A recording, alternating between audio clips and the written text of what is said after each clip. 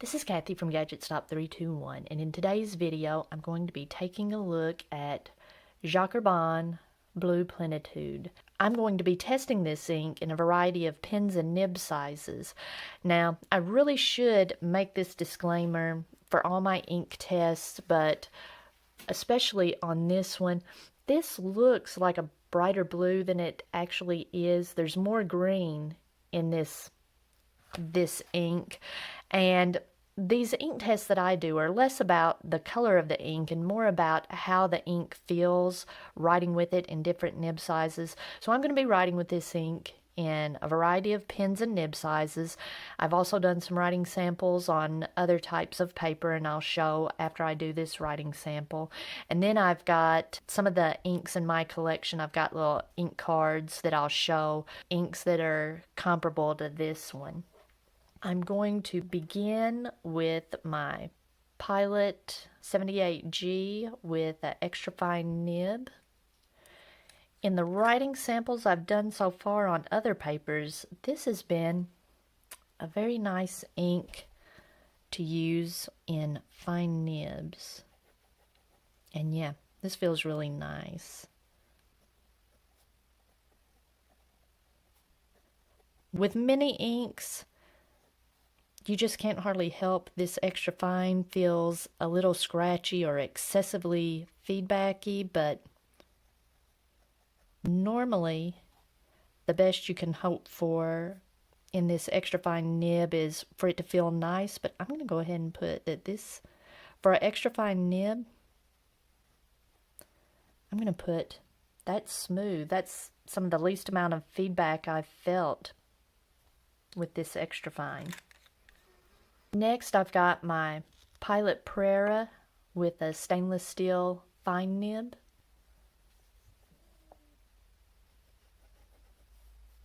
Normally, there's a big difference between the extra fine and the fine as far as the amount of feedback, but these two are very similar. In fact, I don't see a whole lot of difference in the line width.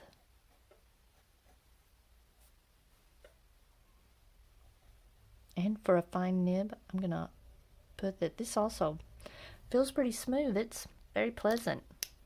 Next, I've got my Sailor Le Cool with a stainless steel medium fine nib.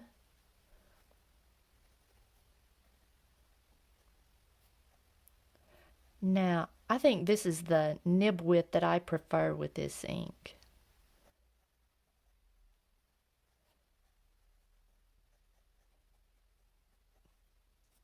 I just like how it's slightly bolder than the fine and extra fine. And again, I'm going to put that this is nice because I do feel slightly more feedback than with the first two, which is surprising.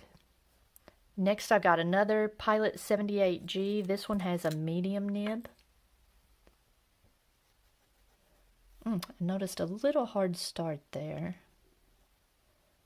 That's the first time I've experienced that with this pen, but on the other writing samples, I did have some hard starts, and I'll talk about those when we get to the other writing samples. This is very smooth, though.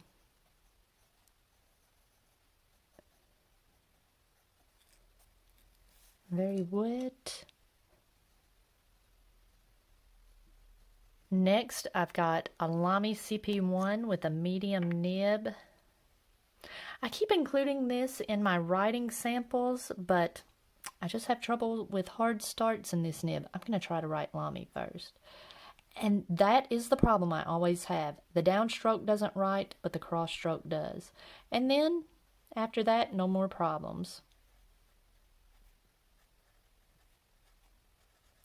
If it weren't for the hard starting issue,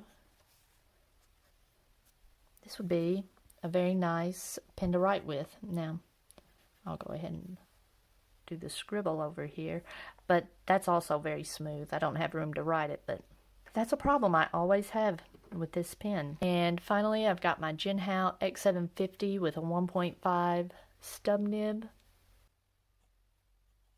I love writing with this ink and this stub nib.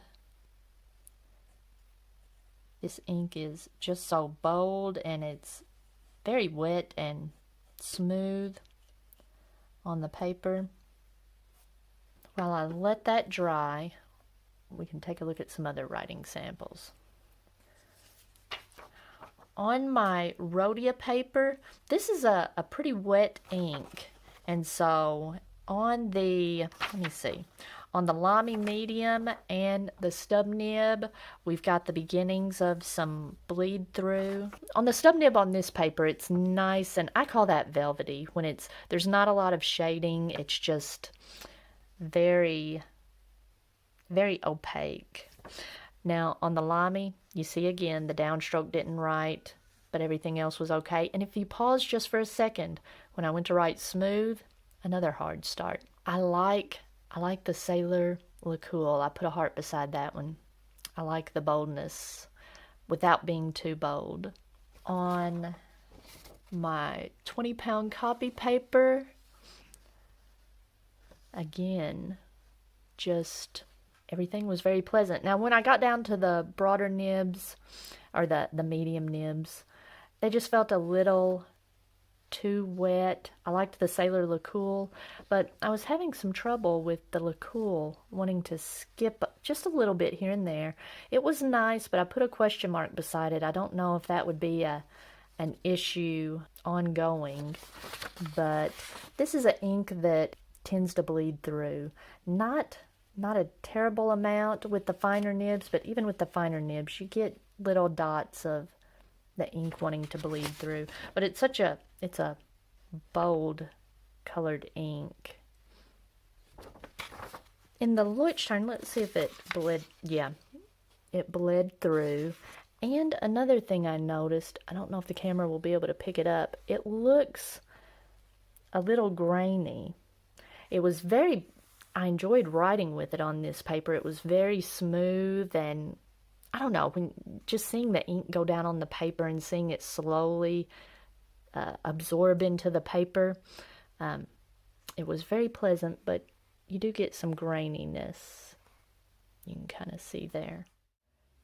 I didn't mention earlier that Bleu Plenitude is a scented ink, and it's been several hours since I filmed the first part of this video, so I thought after I go over the writing sample on Tomoe River paper, I'll go through and take a look at all the other writing samples I've done and see if any of the scent is still detectable in those writing samples. And I just really liked this ink for fine nibs. Fine, and this Sailor medium fine, actually the medium fine, I love the way that looks.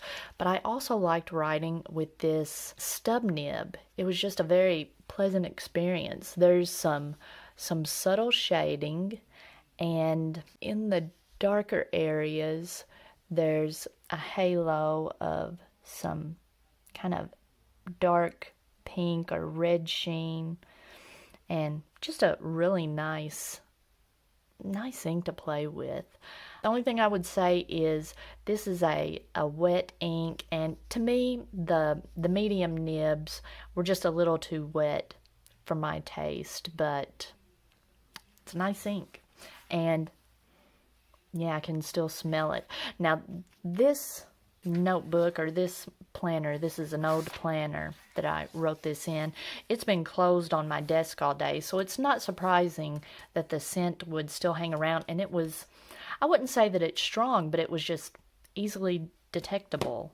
Now I did have to kind of put it up to my face to smell it. It's not something that, to me, that's just overpowering with it sitting on your desk. Now, this is my little mini ink catalog that I keep, and this was the first writing sample I did. This was the last one that I did while I was filming, and yeah, this one, it was sitting open on my desk while I was doing all these other writing samples, so the scent is not quite as strong on this one. And that tends to make sense. My writing sample on Rhodia paper, it's just been sitting on my desk all day, setting out. Yeah, It's not as strong as the little planner that's been closed all day, but it is stronger than the Arc notebook paper. This is a little moleskin journal that I do writing samples in. And I wanted to check something real quick. I didn't look earlier.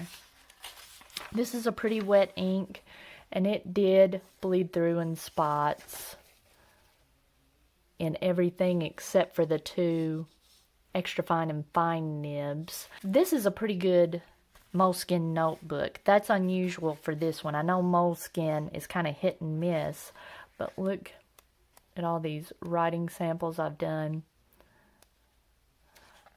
None of them have bled through, so yeah, and the scent is still pretty strong in this one. In my Leuchtturm, let's see, this has been closed all day. Not as much scent, but not as much scent detectable, but also not as much writing on this page. And my 20-pound copy paper has just been sitting out on my desk all day. That's surprising that there's quite a bit of scent that's still detectable in this sample. And I wonder if it has something to do with how porous the paper is. If it soaks into the paper, maybe it's able to hold on to the scent. I'm not sure. Now, this one smells kind of like baby shampoo. I don't know if all the Jacques Herbin scented inks smell the same, but this one just makes me think of baby shampoo. It's been about 48 hours since I did these writing samples, and I can't smell the scent of Bleu Plenitude in my little Arc notebook or my moleskin and Leuchtturm notebooks. But surprisingly, I can still smell the scent on the Tomoe River paper that's in my old Hobonichi Weeks, and I can also smell it on the Rhodia paper, and the strongest is the 20-pound copy paper. The scent held on to it the best.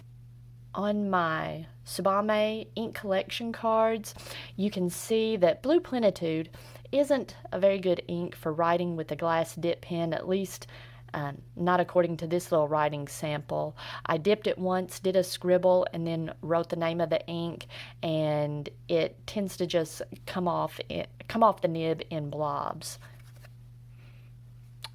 But the scent of the ink has hung around on this little note card pretty well. It still smells pretty strong, but I keep these little note cards in the box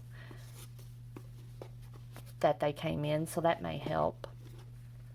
So this is Bleu Plenitude, and the ink in my collection that most closely matched it was Sailor Shikiori Yamadori, and it was a really close match. Now again, the inks are looking more turquoise on camera.